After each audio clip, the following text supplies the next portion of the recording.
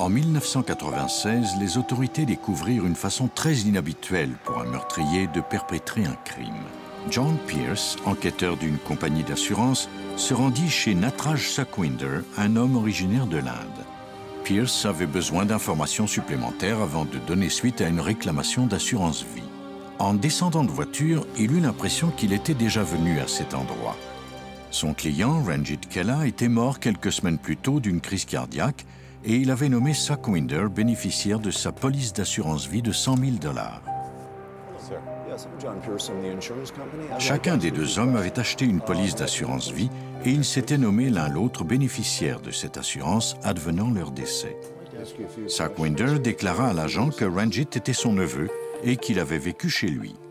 Pierce était perplexe car l'adresse sur le permis de conduire de Ranjit n'était pas la même. Sukhwinder lui expliqua alors que l'adresse du permis de conduire était celle de son frère. Son neveu avait vécu aux deux endroits. Pierce laissa des documents chez Sukhwinder qui lui dit que son frère se trouvait en Inde et qu'il lui demanderait de venir clarifier tout cela dès son retour au Canada. Sur le trajet du retour au bureau, Pierce ne pouvait s'empêcher de trouver cette affaire suspecte. En arrivant, il demanda à son assistante de sortir le dossier de Sukhwinder. Il l'examina et se rappela que ce client avait déjà rempli une réclamation pour une autre assurance vie seulement 16 mois plus tôt. La réclamation était au nom de sa femme. Tout comme le jeune homme, celle-ci était morte subitement. Mu par son instinct, il appela la police de Hamilton. L'enquête fut confiée au détective Warren Corral. Le fait qu'il y eut deux réclamations dans un aussi court laps de temps et que les polices aient été souscrites par le même homme était pour le moins étrange. Le détective Corral trouvait la situation suspecte. Les deux personnes mortes avaient présenté les mêmes symptômes. En outre, elles étaient toutes deux très jeunes et n'avaient aucun antécédent médical. Selon le rapport, Priya s'était plainte de violents maux de tête pendant quelques semaines. Elle avait pris un produit homéopathique pour réduire les douleurs. Un jour, elle s'était effondrée. En la trouvant ainsi, son mari, Natraj Sukhwinder, avait aussitôt appelé le service d'urgence. Les médecins n'étaient pas parvenus à ranimer la jeune femme qui était tombée dans le coma. 4 jours plus tard, à la demande du mari, on avait cessé de la maintenir en vie et elle était morte. On procéda à une analyse toxicologique, mais on ne trouva aucune trace de drogue. On détermina que la cause de la mort était inconnue. Sukhwinder fit incinérer le corps de sa femme et envoya les cendres en Inde. Malheureusement, l'autopsie n'avait pas répondu aux interrogations du détective Corral. Il décida alors d'examiner le passé de Sukhwinder. En fouillant dans la base de données des crimes, il découvrit que Sukhwinder avait déjà été arrêté pour violence conjugale. Il avait frappé Priya. Après avoir payé une amende, il avait été remis en liberté. Les détectives Corral et Dinsa examinèrent ensuite le dossier du décès du neveu de Sukhwinder. Ils commencèrent par rendre visite à la veuve de Ranjit pour l'interroger sur la nuit au cours de laquelle son mari était mort. Elle déclara que Ranjit avait reçu des amis le même jour, dont son oncle Sukhwinder. Le groupe s'était beaucoup amusé et avait bu abondamment. Mais la veuve de Ranjit déclara que celui-ci ne buvait jamais et que ce soir-là, il n'avait pas dérogé à ses principes. Après le départ des invités, il s'était plaint d'un mal de dos et il avait pris des cachets contre la douleur. Il s'apprêtait à se mettre au lit quand il s'était effondré. Elle déclara qu'elle avait demandé une ambulance pendant que son mari se tordait de douleur par terre. Ranjit mourut dans la salle des urgences. La cause officielle de son décès, une défaillance cardiaque. Bien qu'on imputât cette mort à une crise cardiaque, Ranjit, tout comme Priya, la première victime, avait été pris de violentes douleurs et avait absorbé des médicaments avant de s'effondrer. Les détectives se rendirent à l'hôpital général de Hamilton pour rencontrer le docteur King. Sa collègue, le docteur Chitra Rao, entendit les détectives l'interroger. Cette mort inexpliquée sema le doute dans son esprit. On a discuté de ce cas et il m'a demandé si j'avais des suggestions quant à la cause de la mort. Je me suis alors souvenu que dans le nord de l'Inde, à Zabolta, les 3 poisons les plus couramment utilisés sont la strychnine, l'arsenic et le chloroforme. J'ai alors suggéré que nous cherchions dans leur organisme ces 3 produits. Le détective Corral se demandait si les victimes pouvaient avoir été empoisonnées. Le médecin légiste David King, qui avait pratiqué les autopsies, donna au détective Corral des échantillons de tissu des 2 victimes, Priya Sukhwinder et Ranjit Kella. Corral apporta les échantillons au Centre des sciences judiciaires pour qu'on pratique d'autres analyses toxicologiques. Il faudrait du temps avant d'avoir les résultats. À la suggestion du Dr Rao, Coral se mit d'abord à la recherche de strychnine. Ce poison provient d'une plante indigène de l'Inde. Comme on l'utilise dans les pesticides et les produits homéopathiques, il est facile de l'obtenir. Ce produit chimique mortel est interdit au Canada. Une petite quantité, comparable à un 40e d'un cube de sucre, suffit à infliger une mort effroyable. C'est une mort atroce. Vous êtes conscient de ce qui vous arrive. Pendant que vous êtes pris de convulsions, vous savez ce qui vous attend. Les gens qui ont ingéré de la strychnine disent souvent « je vais mourir, je vais mourir ». Les détectives rendirent ensuite visite à l'un des invités de la fête de Ranjit. Bien qu'il n'ait rien remarqué le soir de la mort de Ranjit, il se rappelait que Sukhwinder avait donné un cachet à son neveu contre son mal de dos.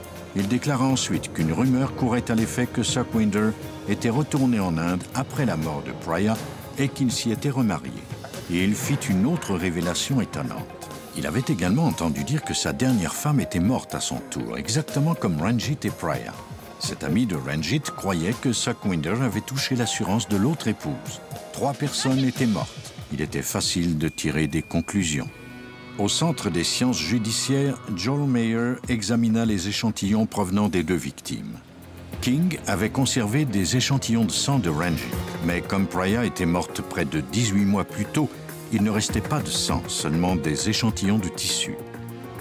En raison de son matériel d'analyse limité, Mayer ne trouva pas de traces de strychnine dans les tissus de Priya. Il en trouva toutefois dans le sang de Ranjit. Les enquêteurs de Hamilton croyaient maintenant que le jeune homme avait été empoisonné, mais ils devraient le prouver. Et relier cette mort à celle de Priya, la femme de Sukhwinder, était pratiquement impossible. Les enquêteurs étaient convaincus qu'ils avaient affaire à un meurtrier qui n'hésiterait pas à tuer de nouveau. Ils se trouvaient dans une impasse et ils craignaient de ne pas pouvoir arrêter le coupable. Suite à la découverte de poison, Coral et Dinsa décidèrent de retourner interroger Sukhwinder. Ce vendeur de voitures usagées fut coopératif jusqu'à ce qu'on lui demande s'il connaissait un poison du nom de strychnine. Warren lui a parlé en anglais. Plus on lui posait de questions et moins ça allait bien. C'est à ce moment-là que je suis intervenu et que je lui ai dit que je parlais le Pendjabi, sa langue maternelle. Je ne crois pas qu'il s'attendait à cela, parce qu'il a semblé ébranlé. Comme je pouvais discuter avec lui, il ne pouvait plus se défiler. Sukhwinder reconnut qu'il avait rendu visite à Ranjit le soir de sa mort, mais il nia lui avoir donné une pilule pour son mal de dos. Quand on lui demanda de parler de sa femme, Priya, Sukhwinder devint soudain triste. Les enquêteurs ne croyaient pas à la sincérité des sentiments de Sukhwinder. Ils eurent encore plus de soupçons à son égard à la suite de ses réponses évasives. Mais cela ne constituait pas des preuves. Les enquêteurs voulaient vérifier les rumeurs entourant Sukhwinder. Pour ce faire, ils devraient aller au bout du monde. Coral et Dinsa appelèrent Pierre Carrier, l'agent de liaison du Haut-Commissariat du Canada à New Delhi, pour obtenir des informations sur Sukhwinder. Pierre Carrier leur envoya un fax d'Interpol. Les rumeurs sur Sukhwinder étaient bien fondées. Il avait un passé inquiétant. Il s'était remarié et sa seconde épouse était morte subitement, exactement comme Priya. Les enquêteurs apprirent également que ses 2 fils étaient morts mystérieusement peu de temps après leur naissance. Ainsi donc, Sukhwinder avait peut-être tué non seulement une autre femme, mais également ses 2 jeunes enfants. Le voyage en Inde de Sukhwinder confirmait aussi qu'il avait pu se procurer facilement de la strychnine, le poison trouvé dans le sang de son neveu.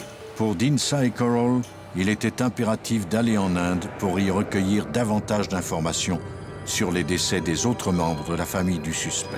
On voulait découvrir la cause de ces décès et en connaître les circonstances. On a aussi appris que la 2e femme, celle qu'il avait mariée en Inde, avait donné naissance à des jumeaux, morts eux aussi. On voulait donc connaître la cause de ces morts et les circonstances dans lesquelles elles étaient survenues. On désirait aussi découvrir pourquoi il s'était marié aussi vite après la mort de sa première femme. Les enquêteurs apprirent que les symptômes de la deuxième épouse de Suckwinder étaient identiques à ceux de Priya et de Ranjit. Ils purent aussi constater à quel point il était facile de se procurer de la strychnine. La strychnine provient d'une plante indigène de l'Inde. Elle est extraite de la noix du vomiquier, un arbrisseau qui croît dans le nord-est de l'Inde. Elle est facile à trouver. Elle est principalement utilisée dans des traitements homéopathiques. On la trouve aussi à l'état brut. Parfois, on s'en sert pour tuer des animaux. On peut s'en procurer dans les boutiques d'aliments naturels et les comptoirs de produits homéopathiques en Inde. Pour pouvoir faire inculper le suspect du meurtre de Priya, Carroll et Dinsa devaient prouver hors de tout doute que le poison était présent dans ses tissus. Il fallait espérer que la criminalistique leur fournirait cette preuve. Les enquêteurs contactèrent Frederick Readers, un toxicologue réputé de Pennsylvanie qui disposait de matériel ultra sophistiqué et calibré pour déceler les quantités les plus infimes de substances. Readers commença par examiner le petit échantillon de tissu de Priya, la femme de Suckwinder. C'était un procédé qui demandait énormément d'attention. Avec cette méthode, il put déterminer que l'organisme de Priya contenait une dose importante de strychnine au moment de sa mort. Carroll et Dinsa disposaient de la preuve nécessaire à l'arrestation de Suckwinder pour les meurtres de son neveu et de sa femme. Malgré plusieurs heures d'interrogatoire, Suckwinder maintint qu'il était innocent. Il a été très prudent en donnant sa déposition. Il a maintenu qu'il n'avait pas tué ces personnes. Il n'avait pas tué son épouse ni Ranjit. Quant au décès en Inde, ce n'était selon ses dires qu'une pure coïncidence. Carroll et Dinsa obtinrent un mandat de perquisition de la maison. Ils y trouvèrent de nombreux éléments qui corroboraient leur hypothèse. Ils espéraient trouver quelque indice qui démontrerait que le suspect avait accès de la strychnine. Sur notre mandat de perquisition, il était indiqué qu'on recherchait de la strychnine ou toute documentation sur ce poison. Mais nous n'avons trouvé ni l'une ni l'autre. On a toutefois découvert des mortiers et des pilons. Ce n'est pas inhabituel chez des Indiens, car ceux-ci broient des épices tous les jours qu'ils mettent dans leurs recettes. On a émis l'hypothèse qu'il avait peut-être broyé des noix vomiques dans ces mortiers.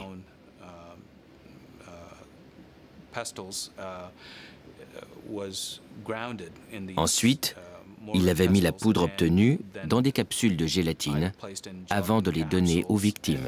Les détectives remirent les indices recueillis aux experts dans l'espoir qu'on trouve des traces de poison. Suckwinder semblait avoir bien brouillé les pistes. Mayer ne trouva aucune trace de strychnine. Toutefois, le fait qu'on ait trouvé ces objets chez lui, en plus d'autres indices contre lui, fournissait aux enquêteurs une image assez précise de la façon dont il s'y prenait pour tuer ses victimes. Suckwinder savait que sa femme prenait des médicaments pour ses maux de tête. Il a moulu la strychnine dans son mortier. Puis, il a mis cette poudre fatale dans les capsules de sa femme. Il a aussi offert un remède à Ranjit pour soulager ses maux de dos. Le pauvre homme ignorait que les capsules qu'il prenait contenaient de la strychnine. En juillet 2001, Suckwinder a été reconnu coupable du meurtre de sa femme. Il a été condamné à la prison à vie. Plus tard, la même année, il a été condamné à une autre peine de réclusion à vie pour le meurtre de Ranjit Kella. Cela a été une expérience exaltante. On a mené un dur combat, mais la victoire a été extraordinaire.